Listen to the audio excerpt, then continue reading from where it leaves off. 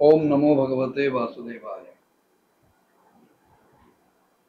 मैत्रेयांच्या तोंडी वेदव्यासांनी या ठिकाणी एक श्लोक घातलाय.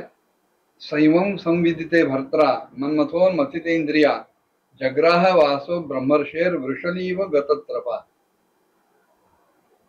त्या कामवासनेनं पछाडलेल्या दितीचं वर्णन वेदव्यासांनी केलंय की एखाद्या वृषणी म्हणजे वेश्येसारखा तिचा तो आचार त्यानंतर झाला. त्रपा म्हणजे लाज, गतत्रपा म्हणजे निर्लज्ज झालेली. आणि ती कशी होती? मनमथोन मथितेंद्रिया, मनमथ अशा कामदेवामुळं, कामवासनेमुळं जिचं अंतःकरण पार घुसळून गेलंय आणि त्या घुसळणीमुळे जिच्या ठिकाणी कुठलाही विचार विवेक राहिलेला नाही, संयम राहिलेला नाही, अशा त्या जितीनं कश्यपांनी इतकं गोड शब्दात समंजसपणे शांतपणे समजावून सांगून सुद्धा त्याच्याकडे दुर्लक्ष केलं आणि कामातुराणा न भयन न लज्जा या न्यायानं त्यांच्या वस्त्राला जेव्हा हात घातला तेव्हा मात्र कश्यपांचा नाईलाज झाला. आणि दुसरा असा आहे, पृथक शय्याच्या नारीणाम अशस्त्र वसमुच्यते. पत्नीने भोग मागितल्यानंतर पतीनं तिच्या भोगाला जर नकार दिला आणि आपली स्वतंत्र शय्या घातली तर तो शस्त्राघातून केलेला पत्नीचा वध म्हटला जातो. बर, पत्नीनं पतीकडेच याचना केली आहे, तेव्हा अशा वेळेला पतीचं कर्तव्य आहे की तिची याचना, तिची कामना, तिची इच्छा पूर्ण करणं. पण ती जी वेळ होती ती अशुभ आणि अयोग्य होती, त्यामुळे ते त्यांनी नकार कधीच दिला नव्हता इच्छा पूर्ण करण्याच्या दृष्टीने. पण वेळ योग्य नसल्यामुळं ते तिला समजावून सांगत होते की आत्ता नको, एक अर्धा पाऊण तासानंतर आपण बघूया, मी नक्की तुझी इच्छा पूर्ण करेन. पण तिला जेव्हा तो धीर राहिला नाही, ती अधीर झाली आणि कश्यपांच्या वस्त्राला हात घातला, तेव्हा ह्या निंदित कर्मामध्ये, निंद्य अशा कर्मामध्ये आपल्या पत्नीचा आग्रह बघून कश्यपाने आपल्या दैवाला नमस्कार केला आणि एकांतामध्ये तिच्याबरोबर समागम साधून तिची इच्छा पूर्ण केली. तिचं समाधान झाल्यानंतर बाजूला होऊन त्यांनी पुन्हा शुद्ध स्वच्छ पवित्र जळामध्ये स्नान केलं आणि आपल्या प्राणांवर आणि वाणींवर पूर्णपणे संयम ठेवून विशुद्ध अशा ज्योतिर्मय सनातन परब्रह्माचं ध्यान करत त्याचा ते जप करायला लागले. मैत्रेय विदुरजन सांगतायत की तो जो एक क्षण होता की ज्या क्षणानं दितीला कामवासनेनं झपाटून टाकलेलं होतं, तो आवेग संपल्यानंतर आणि कश्यपांनी तिची इच्छा पूर्ण केल्याचं समाधान तिला मिळाल्यानंतर तिचा विवेक पुन्हा जागृत झाला आणि आपण हे काय करून बसलो याच्याबद्दल तिच्या मनात लज्जा निर्माण झाली आणि अत्यंत खजील होऊन लज्जित मनानं ती या ब्रह्मर्षींच्या जवळ आली आणि विनम्र मस्तकानं तोंड खाली करून ती त्यांना सांगायला लागली, नाथ, आपण म्हणालात की भगवान रुद्र हे सर्व भूतांचे स्वामी आहेत आणि खरोखर माझ्या हातून त्यांचा अपराध झालाय नाही, मी केलाय. परंतु आता माझी एक प्रार्थना आहे की आपण दिलेल्या या भोगातून जो गर्भ तयार होईल तो मात्र या भूतश्रेष्ठ भगवंतानी नष्ट न करावा. भगवान शंकर हे भक्तवांच्या कल्पतरू आहेत, भक्तांची इच्छा पूर्ण करणारे आहेत. तसेच ते उग्र आणि रुद्ररूपही आहेत, त्यांना मी नमस्कार करते. आणि सत्पुरुषांच्या कल्याणासाठी असलेले आणि सत्पुरुषांना कुठल्याही प्रकारे दंड त्रास देऊ नये अशा भावनेने भरलेले असे ते भगवान शंकर आहेत. पण जे दुष्टांसाठी मात्र अत्यंत क्रोधमूर्ती आहेत आणि दंडपाणी आहेत, त्यांना मी नमस्कार करते. अहो, आमच्यासारख्या स्त्रियांवर व्याज सुद्धा कधीतरी केव्हा तरी दया दाखवतात, आणि ते तर सतीपती आहेत, शिवाय माझे मेव्हणे आहेत, अत्यंत कृपाळू आहेत. तेव्हा ते माझ्यावर प्रसन्न व्हावेत अशी मी प्रार्थना करते. मैत्र विदुरजींना सांगतायत की विदुरजी, कश्यपांनी सायंकालीन उपासना, संध्या वंदन वगैरे याच्यातून बाजूला झाल्यानंतर, ते सगळं कर्म पूर्ण केल्यानंतर जेव्हा लक्षात आलं की दिती त्यांच्या समोर अक्षरशः थरथर कापत उभी आहे आणि आपल्या संततीचा लौकिक आणि तिचं पारलौकिक कल्याण यासाठी प्रार्थना करते, तेव्हा कश्यप तिला म्हणायला लागले, अगं तुझं चित्त ह्या कामवासनेनं अतिशय दूषित झालेलं होतं, मलिन झालेलं होतं. तो क्षण, ती वेळ सुद्धा योग्य नव्हती, दूषित होती, अशुभ होती. पण तरी सुद्धा मी समजावून सांगितलं, पण तू काही ते ऐकलं नाहीस, माझं म्हणणं तू स्वीकारलं नाहीस, मानलं नाहीस. एवढंच नव्हे तर तुझ्या या वागण्यानं सगळ्या देवतांची सुद्धा अवहेलना तू केलीस. त्यावेळेचं जे तुझं स्वरूप होतं ना, ते एखाद्या अमंगल अशा चंडीचं रूप होतं. आता दिलेल्या भोगाचा परिणाम एकच आहे की तुझ्या गर्भातून दोन अतिशय मोठे अमंगल आणि अधम पुत्र निर्माण होतील. ते संपूर्ण जगताला वारंवार अत्याचारानं रडवतील. केवळ संपूर्ण लोकच नव्हे, सगळ्या लोकपालानं सुद्धा ते त्रस्त करतील, हैराण करतील. आणि जेव्हा त्यांच्याकडून अत्यंत निरपराध आणि दीन असे जीव मारले जातील, स्त्रियांवर अत्याचार होतील, संत पुरुष, सत्पुरुष, महात्मा ह्यांना जेव्हा त्रास पोहोचेल, त्यांचा छळ होईल, त्यावेळेला संपूर्ण लोकांची रक्षा करणारे जगदीश्वर क्रोधाविष्ट होऊन, अतिशय रागावून अवतार घेतील.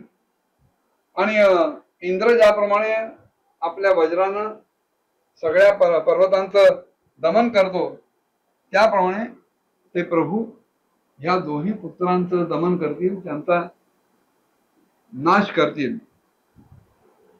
हे ऐकलं मात्र. आणि जिथे सांगते, महाराज माझी सुद्धा हीच इच्छा आहे. तुम्ही म्हणताय त्याप्रमाणे मी अयोग्य वेळेला काम मागितला, त्या कामाचा परिणाम म्हणून माझ्या पोटी दुष्ट प्रवृत्तीची प्रजा निर्माण होईल. पण आता माझी एकच इच्छा आहे की त्या माझ्या पुत्रांना मारण्यासाठी साक्षात भगवंतच इथे प्रकट व्हावेत आणि भगवंताच्या कडूनच, चक्रपाणी अशा भगवान विष्णूंकडूनच त्यांचा नाश व्हावा. कुठल्याही ब्राह्मणाच्या, तपस्पूत ऋषीमुनींच्या शापामुळे त्यांचा नाश होऊ नये. कारण असं आहे की जे जीव ब्राह्मणांच्या शापामुळं, त्यांच्या तळतळाटामुळं मरतात, त्यांना कुठल्याही प्रकारे सद्गती मिळत नाही, तर त्यांना नारकी गतीच मिळते, ते नरकातच जाऊन खितपत पडतात. हा त्यांचा अपराध इतका भयंकर आहे. संत सत्पुरुषांना छळणं, त्रास देणं, त्यांच्यावर अत्याचार करणं, अपमान करणं, की असे दुष्टजीव कुठल्याही योनीत जरी गेले तरी सुद्धा त्यांच्या बाबतीत नरकातले जीव सुद्धा कोणी दया करणार नाही, इतका तो घोर अपराध त्यांचा असतो. तेव्हा माझी एकच प्रार्थना आहे भगवंताजवळ आणि तुमच्याजवळ, की माझ्या पुत्रांचा वध जेव्हा केव्हा व्हायचा असेल तेव्हा साक्षात भगवंतानी येऊन स्वतः त्यांचा वध करावा. हे ऐकल्यानंतर कश्यप म्हणाले की देवी, ठीक आहे, तू जे केलंस त्याच्यावर आता तुला पश्चाताप होतोय, शोक तू प्रकट करतेस, आणि पश्चातापेन शुद्धती ह्या न्यायानं तुझी इच्छा पूर्ण होईल. जी माणसं आपल्या कृतकर्माच्या बाबतीत पश्चाताप करतात, ज्यांच्या ठिकाणी नंतर का होईना योग्यतेचा, उचिता अनुचिताचा विचार येतो, आणि भगवान विष्णू, शिव आणि ब्रह्मदेव यांच्या बाबतीत जेव्हा त्यांना आदर वाटतो, तेव्हा तुझ्यासारख्या स्त्रीच्या बाबतीत मी आता एकच म्हणू शकेन की तुला जे मुलगे होतील त्यातल्या एका मुलाचे पुढे त्याला 4 मुलगे होतील, आणि त्याच्यातला एक मुलगा, कश्यप दितीला सांगतायत की त्याच्यातला एक मुलगा हा पुण्यपुरुष असेल, की ज्याला सत्पुरुष सुद्धा सदैव मान देत राहतील, आणि ज्याचं पवित्र यश सगळे भक्तजन भगवंताच्या गुणांसह गायला लागतील. ज्याप्रमाणे दूषित असलेलं सोनं ज्याच्यात हिणकस मिसळलेलं आहे, असं सोनं जेव्हा वारंवार तापून शुद्ध केलं जातं, तसंच या साधूजनांच्या बाबतीत त्यांचं अनुकरण करणारे, त्यांच्या स्वभावाचं अनुसरण करणारे, त्यांच्या ठिकाणच्या निर्वैरता इत्यादी उपायानं आपल्या अंतःकरणाला शुद्ध करता येतं. तेव्हा ज्यांच्या कृपा प्रसादामुळं हे जग अतिशय आनंदित राहतं, असे स्वयंप्रकाश भगवान सुद्धा अशा भक्तांच्या अनन्य भक्तीनं अतिशय संतुष्ट होतात. तुझा जो नातू होणार आहे, दितीला सांगतायत कश्यप, की हा जो नातू होईल तो अतिशय मोठा भगवत भक्त असेल, उदार हृदयाचा असेल, प्रभावशाली असेल, आणि सर्व मोठमोठ्याल्या भगवत भक्तांना सुद्धा अतिशय पूज्य असेल, आणि आपल्या ठिकाणच्या प्रौढ अशा भक्तिभावामुळं विशुद्ध आणि भावान्वित अंतःकरणानं तो भगवंताला आपल्या हृदयात स्थापित करेल, आणि आपल्या ठिकाणचा जो काही अंशता का होईना देहाभिमान असेल तोही तो टाकून देईल.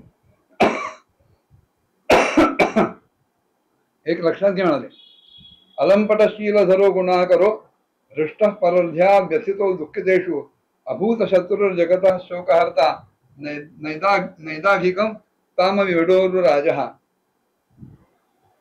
की तुला जो नातू होणार आहे, तुझ्या एका मुलाला जो मुलगा होणार आहे, तो अलंपट असेल, म्हणजे कुठल्याही प्रकारे लंपट नसेल, अनासक्त असेल, शीलवान असेल, सगळ्या गुणांचं भांडार किंवा सगळ्या गुणांची खाण असेल, आणि दुसऱ्यांच्या सुखामध्ये सुख पाहणारा आणि दुसऱ्यांच्या दुःखानं दुःखी होणारा असा तो असेल, तो अजात शत्रू असेल, कोणी त्याला शत्रू नसेल. आणि चंद्र जसा ग्रीष्म ऋतूतला ताप हरण करतो, नाहीसा करतो, तसा तो या संसारात होणारे सगळे ताप, सगळे शोक शांत करणारा असेल.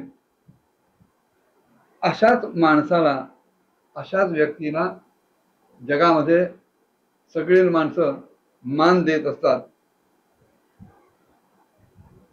जो या संसाराच्या आत आणि बाहेर सगळ्या बाजूनी विराजमान आहे आणि आपल्या भक्तांच्या इच्छेनुसार प्रत्येक वेळेला आपला मंगल विग्रह प्रकट करतात, असे भगवान त्या तुझ्या नातवाला प्रत्यक्ष दर्शन देतील. कश्यपानी असं त्याला सांगितलं. या कथेतलं एक सार असं आहे की माणसानं आपल्यावर जर संयम ठेवला तर त्या संयमातून हळूहळू आपल्या वासनांवर विजय मिळवता येतो. ज्येष्ठ, श्रेष्ठ, वरिष्ठ अशा व्यक्तींची आज्ञापालन केली तर त्याच्यातून आपला अहंकार क्षीण होतो.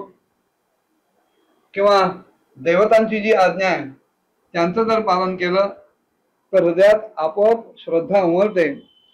आणि ह्या ज्या दुष्ट वासना आहेत, दूषित वासना आहेत, ज्याच्यामुळं माणसं नीच योनींना सुद्धा प्राप्त होतात, त्याच्यापासून आपल्याला संरक्षण मिळतं आणि भगवंताकडे हळूहळू आपली प्रवृत्ती वाढत जाते. मैत्रेय विदुरांना सांगतायत की दितीनं जेव्हा हे सगळं ऐकलं तेव्हा त्याला अतिशय आनंद झाला, कारण माझा नातू हा भगवंताचा भक्त होणार आहे आणि माझे मुलगे साक्षात भगवंतांच्याच हातून मारले जाणार आहेत. हे ऐकलं आणि ज्या अर्थी कश्यपाने तिला सांगितलंय, ब्रह्मवाणी कधीही वृथा होत नाही. ऋषीही दर्शनात असं म्हटलं जातं. तिन्ही काळावर ज्यांची सत्ता असते त्या ऋषींना पुढे काय होणार आहे हे आरशात जसं आपण आपलं रूप बघावं तसं त्यांना लगेच कळत असतं. आणि त्या दृष्टीने जेव्हा कश्यपांनी दितीला हा पुढचा घडून येणारा वृत्तांत सांगितला तेव्हा दितीला एका दृष्टीने जरा बरं वाटलं, थोडासा आनंद झाला. नातू आपला भगवत भक्त होणार आणि आपल्या दोन्ही मुलांचा भगवंताच्या हातून मृत्यू होणार, म्हणजे मृत्यू क्षणी साक्षात भगवंत त्यांच्या समोर असणार. अंत्यमतीसा गती या न्यायानं त्यांना सुद्धा मोक्षच प्राप्त होणार. हे सगळं जाणल्यानंतर दितीला आनंद झाला. पुढे काय घडलं पुढच्या भागात बघूया. ओम नमो भगवते वासुदेवाय.